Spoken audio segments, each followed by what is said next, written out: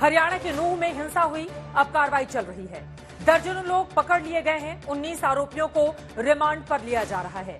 नूंह में 45 मुकदमे भी दर्ज हो चुके हैं।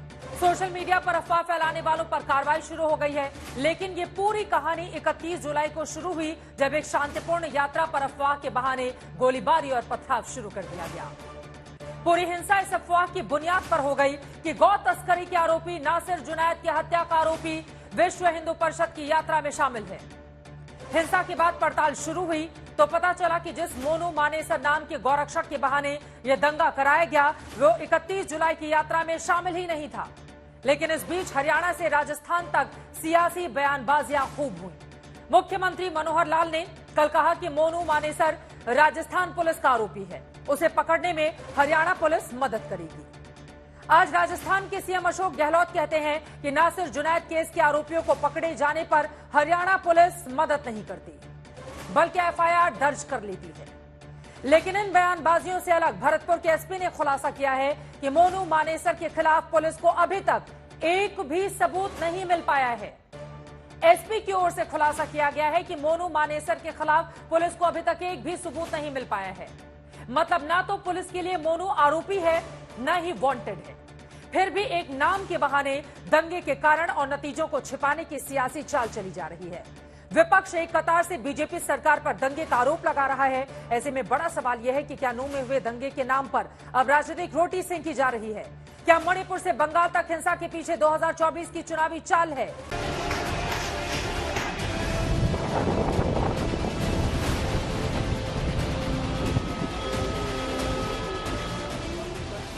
क्या हिंदुस्तान में चुनाव है, इसीलिए दंगा और तनाव?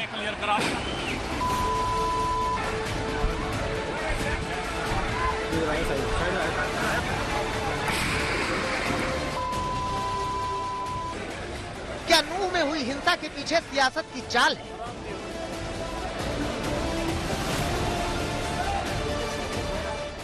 क्या 6 लोगों की मौत और करोड़ों के नुकसान के पीछे 2 राज्यों की राजनीति के दांवपेच हैं?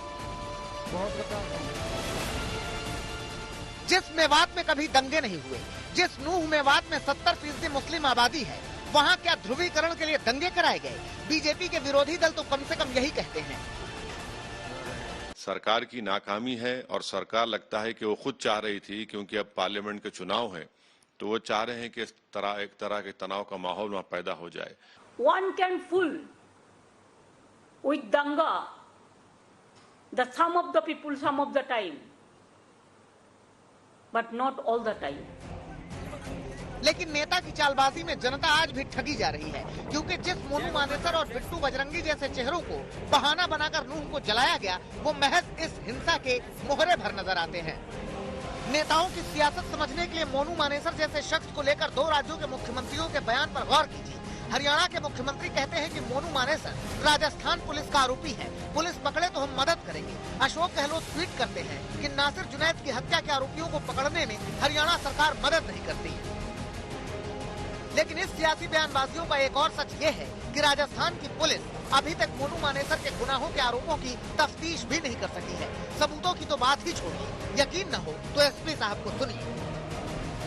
मोनू मानेसर अभी जो हमारा अनुसंधान है, अनुसंधान की परिधि में निश्चित रूप से है, और इसके अलावा अनुसंधान के बारे में कोई चीज उजागर करना इस समय उचित नहीं हो।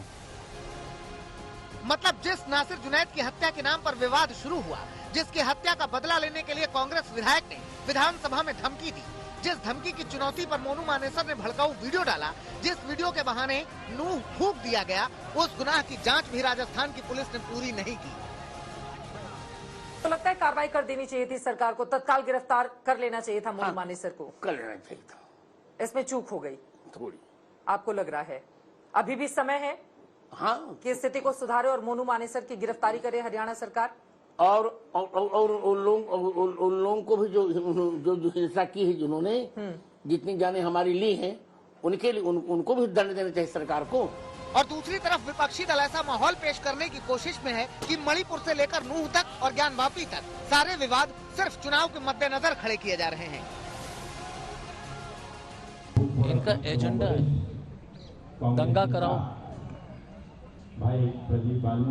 इसी पर तो चल रहे हैं। खुकी मैती की लड़ाई, आदिवासी नॉन आदिवासी की लड़ाई, हिंदू मुसलमान की लड़ाई, एससी और नॉन एससी की लड़ाई।